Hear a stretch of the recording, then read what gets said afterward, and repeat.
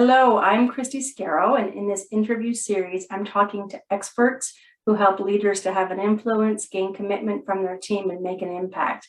And today, I'm excited to be talking with Einav Avni, and she is a confidence and empowerment catalyst, helps leaders to identify negative self-talk, limiting beliefs that are holding them back, and empowers them to create inspiring work environments for their teams. I love that, Avni. So, I've already mispronounced Einav. So, welcome very much to the conversation. I appreciate you being here. Thank you. Very happy to be here. Thank you.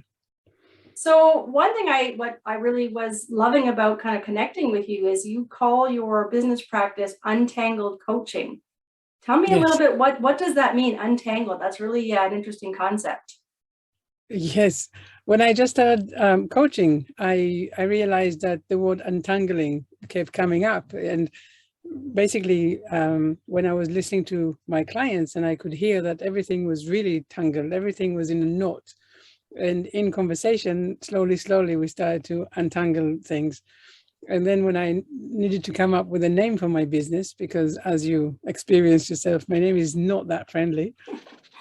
I thought, untangled coaching, that's exactly what I'm doing with my clients. I'm helping them to untangle all of the negative voice, the limiting beliefs, and everything that is holding them back. Well, it's a beautiful name, but it's a powerful concept to untangle, because you're right, as coaches, that's often what we're trying to do, is sort of pull out those pieces that are, we get caught in, I think, in our minds. Yes, exactly. So one thing that I also kind of got my attention on your website specifically was this statement of your inner critic is a liar. So what do you mean by that? And what does that, what do you do with that? Oh, this is really my favorite topic in the whole world. And again, slowly with working with my clients, I realized that really we have two different entities. We have the unconscious mind. Some people call it the subconscious mind, and this unconscious mind is so powerful. It's where our emotions and where our feelings and where our creativity lives. And this unconscious mind knows everything about us, where we've been and where we are going. So the unconscious mind is always trying to steer us in the right direction, either so that we can get the best results or that we can get the best lessons and experiences. But on the other hand, we have the conscious mind, which is the thinking, the logical, the practical, and it's also the house of the negative voice, the inner critic. Now, the problem is that the inner critic it has only one job. And this job is to say, whatever you want to do, if you haven't done it yesterday, you can't do it today. Like, this is it. Basically, stopping you from doing anything that you haven't done before, because it believes that it's protecting us and preserving us. So what tends to happen is that, we have a really exciting idea, right? This comes from our unconscious mind because it's exciting. The unconscious mind knows where we should go. For example, let's start a new business. And we have this idea and we're really excited about it. And we know it's calling us. And then what tends to happen is that the negative voice says, hang on, what does it mean exactly? The negative voice wants to know all the answers. How much money you're going to earn, how many people are going to come. These are good questions for sure, but not in the sense that it's going to stop you from moving forward. And this is exactly what I mean when I said that the inner critic or the inner voice or the negative voice is a liar, because it doesn't care what it does. The only thing it does care about is stopping us from moving forward. So it comes up with lies which latch onto our biggest fears. And all of a sudden, we don't dare move forward. And it's not because it knows that we're going to fail. It doesn't know that we are really much more, rubbish than other people. It just wants to protect us. But because we are so scared, we say, oh, you told me that I shouldn't do it because I'm going to get rejected, or you told me I shouldn't do it because it's going to be a failure, then I'm going to trust you and I'm not going to do that beautiful idea that we had. And we're so easy to believe this negative voice. And then what happens is we just stay in the comfort zone. So we don't move forward. And then what happens, because we don't move forward, is we start having this feeling of disease, because, there's two entities, the unconscious mind and the negative voice, they're fighting each other. Mm-hmm. that's kind of what I mean when I say that the inner critic is a liar, because yeah, it just wants to preserve us, and it just wants us to do today exactly what we did yesterday. Yeah, it's so much easier to stay in our comfort zone sometimes. So if you're in that place, if you sort of have this idea nagging at you, maybe it's to start a business or take up a new hobby or whatever it is, it's drawing you, and you kind of talk yourself out of it. What are some things you can maybe do, that comes out in your coaching? What are some tips for leaders to think about when they maybe are in that space to get themselves out of it? Right. So there's a few different things here. But the first thing, whenever we find these conversations with ourselves where we feel, I want to do something and I'm scared and I'm doubting myself and I think I'm going to fail, then the first question to ask is, is it really true? Can I know 100%? Can I be 100% sure that if I do it, I'm going to get rejected, or that I'm going to fail, or that everyone is going to laugh at me, or that I'm going to lose all of my money? Whatever the lies are, I really need to ask, is it really true? And I believe that 100% of the time, the answer is no. And actually, if we start having some doubts or these kind of questions, we can use that to say, okay, so what kind of research do I need to do? We can use that to help us move forward. If I'm doubting that people are going to buy from me or come to my shop or whatever, then that's a good idea for me to then go and do more market research and find out if I'm in the right location, or if I've got the right name or the right niche or the right messages. So we can use the negative voice to help us move forward in a way that is really helping us to move forward and grow. But if we stay, stuck and say, actually, I'm worried about people buying from me, so I'm not going to do anything, that's completely the wrong conversation that we are having with ourselves. Yeah, I think that's really, sorry, go ahead.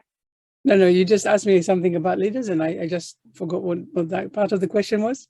Well, I forgot it myself, because what you've said is so interesting to me, because I think it's really, you talk about those lies that we tell ourselves, and I think the key is, how do you start to uncover what's a lie and what's not? And that's I think the hard part sometimes, right? If you go down the path of just believing it without pausing to reflect, is it true? I think that's the risk, and a lot of people get into that spot. They just kind of quickly move forward and go, yeah, that's not going to work, and they don't get out of their comfort zone. So I think your idea is a good one, which is, how do you just pause and reflect about the truth behind that? And then, I guess it was kind of, I think you did sort of answer the questions, because I was thinking, if you're a leader, which I think, if you're managing people in particular, there's a lot of self-doubt there. You have kind of the dual role of the people who are reporting to you and the people that you're reporting to typically, and you're trying to balance those. So that self-doubt, I think, kind of comes with the territory a little bit. So I don't know if there's anything specific to leaders that you can, beyond what you've said, that can help them get out of that mindset. So it's interesting. I've recently published four ebooks, all to do with investing in your team's confidence and empowerment, and they really help leaders to see how they can help their teams. Because I know from my own experience, before I was a coach, I was a user experience designer, so I was working in IT with teams, and I can tell really that some people are so insecure and they're so worried. Maybe they're going through imposter syndrome.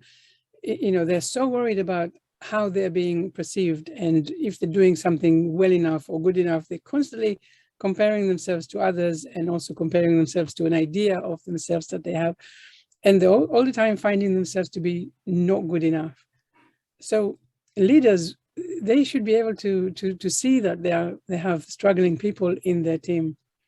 And what I noticed is that a lot of the time, we say we work in a team, but team is actually in silo, because people don't dare to say how they feel. They don't dare to share their insecurities or their doubts, or maybe that they're just not really confident about that part of job or deliverable that they're asked to do. So they do whatever they believe that they can do with all the, with all their knowledge, but also with all the insecurities. And then they just do a good, a job that maybe is not even good enough, but because they're so scared of speaking up and asking for help or advice, they stay in that place, which is really unhappy. And what I want to say is, for leaders, we already know that every one of us, each and every one of us has stuff that we're very confident about and stuff that we're really insecure about. So when we interact, or when we see that we have a team and people there are not performing as we expect or as we think that they should, it's not because they decide to, they get up in the morning and say, okay, today I'm coming to work and I'm going to do a really lousy job. No, there is something underneath all of that. There is an undercurrent of insecurities, of being uncertain. And if you're a leader, you should, really see it as, in your realm, to say, okay, let's talk about it. What is uncomfortable for you? What are you struggling with? Let's open it up, because we are a team. That's so important. We are a team. It means that we can help each other. And I think that a lot of the times, leaders especially, they have budgets and deadlines and stuff like that in the top of their head, top of their mind. And so they forget that actually, if they invested in their team and really to help them to become confident and empowered, they will actually get the results that they want. So it just kind of all mixed up ideas and conversations that end up environments, of workplace environments, that are just really not optimal. Yeah, I know I've seen that where leaders sometimes they shy away from having those conversations because they don't know how to handle the emotional reactions, or they're very wrapped up in the results, or they're finding other reasons why maybe it's not working, as opposed to uncovering.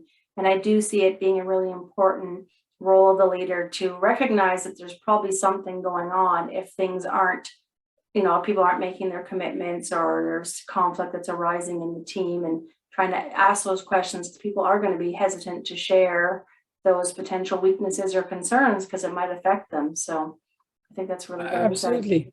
I really agree with what you're saying, because we also have to remember that the leaders are just like all of us.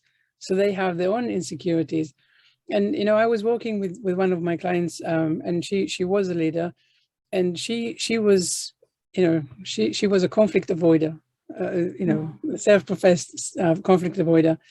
And she needed to have a conversation with one of her team to say, look, your work quality is not so good. What's going on? And she couldn't bring herself to have that conversation. She kept thinking to herself, if I said that, am I being unreasonable? And what will they say? And maybe they're already going through something that me saying something to them is going to make it even more difficult. So all of a sudden, instead of being the leader and objective and, saying, I'm just saying it as it is, she just thought to herself, I know what it would be like if someone else said that to me. So basically, she identified too much with the other side, not recognizing that with kindness, having that conversation could actually help that person really quite a lot to grow and to understand that something is going on and they need to show up in a different way. So, yeah. Like I said, we all have places where we are confident. We all have places where we are insecure, but we need to find a way to be able to just say, we need to be able to be vulnerable and to say, look, I'm struggling with this, or I'm not struggling, or, I need some help with that. But this goes both ways, for leaders and for the team. So we need to be able to open up the conversation and see what is happening. Yeah, I see that so much as a struggle. I mean, there's less so leaders that are, I would say, kind of in your face demanding, and more that are resistant to have those difficult conversations. And I love the way you brought kindness in there, because I often say it's more important sometimes to be kind instead of nice. And that sort of is that point, which is you're not actually, you feel like you're not being nice by having a difficult conversation, but in the long run, if you're not doing it, it's not helping anybody, right? It's creating insecurities in yourself, and then creating insecurities in the other person. So totally agree with that concept. Yeah. We have to realize that each of us have our own path to go through. This is the path of life. And it is possible that, it so happened that you are on this path of this other person, because by having that conversation, again, with kindness, you're basically helping them to move forward, that if you were not there, it would take them a lot longer. So actually, when you stop looking at it, okay, it's me, I need to have this conversation, and I want to avoid this conflict, and I don't, because it's not about you in this point, it's actually about the other person. So how can you help them to, to basically wake up to reality a little bit? And Yeah. I like that flip, because you do feel like it's almost like they're as an extreme level of empathy, which is like, I wouldn't want anyone to say that to me and I'd feel bad about it. It's going to make me feel bad to hurt that person's feelings. But you're really not putting yourself in the other person's shoes, who is potentially struggling, not sure why, maybe feels not sure what to do about it, and or has no idea and is not performing, and it's got to be addressed. So I think that's a really good mindset thought about how you shift that from how I'm feeling about this to how, what the impact in having the difficult conversation is going to be on them. So exactly. one other thing that I kind of came across is you have some expertise is in about why do people procrastinate? Because I think that's such a big one. I mean, we're kind of going into the new year. Everyone's sort of gung-ho to get things going, but procrastination, I'm definitely guilty of it. So what do you think is the driver behind that, and how do you maybe avoid that a little bit more?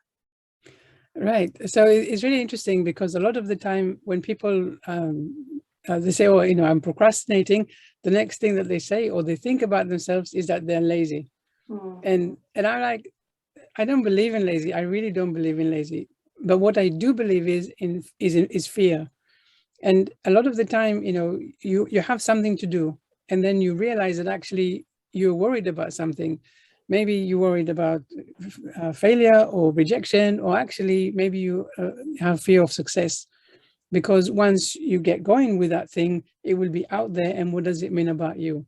I really believe that when we have this, when we recognize that we're not doing something that we meant to do or that we actually really want to do, the first question to ask is, what is going on? What are we believing that is going to happen when I get this thing done? So this is one really important question. The other thing that I also believe about procrastination is that it's basically, it's just too big of a task.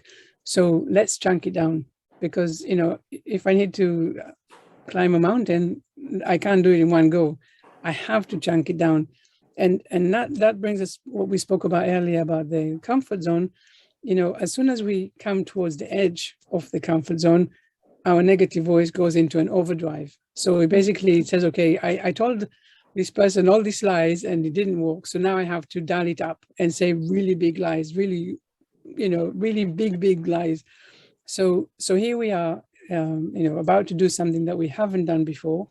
Our negative voice is telling us super lies, and now we're not sure what to do. So if something is too big of a task, the negative voice is really saying, oh, what's the point? You're not going to do it anyway. You're probably going to fail. I'm thinking in my head about essays for some reason, but it's this thing that we have to do, and now we're telling ourselves all of these lies. So when I say chunk it down, a really good idea is to chunk it down to such a small level that basically you're going to take a step forward, but your negative voice is not going to realize that you're moving forward. So don't do something that scares you, but just say, okay. So for example, if you have to write an essay and your negative voice is in overdrive, you can start saying, okay, so I'm going to just write bullet points of all of my ideas of how I'm going to do it. So the negative voice, like, yeah, it's okay. She's not moved yet. I can still rest here.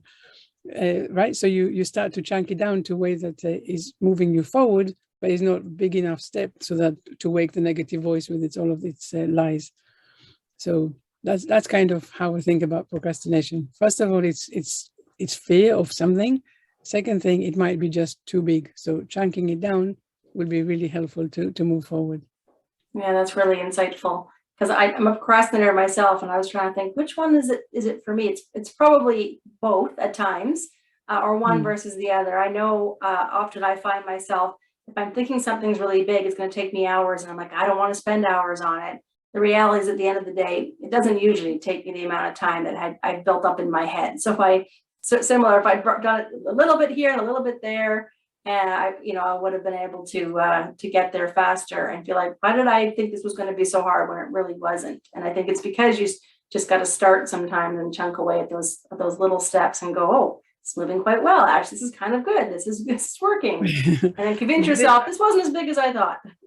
Right, but I think even that, if it's still finding time here and there. If it's not planned, it would be really easy to put it to later. But if you say, okay, I when I was writing the ebooks, there was something going on with the family, and all of a sudden I realized that I just couldn't get my head into writing. It was just not happening. But then I had a contract. Yeah, so and a deadline. And I was like, okay, so I have to do it. And then I realized that if I just thought, oh, I need to write the book, it wasn't happening. But when I said, okay, I can sit here and I write 600 words, no more. Like actually only 600 I can do. And so I did that. So 3 days, I only sat down, did 600 words. And then the fourth day, the gate just opened and I could go back to writing.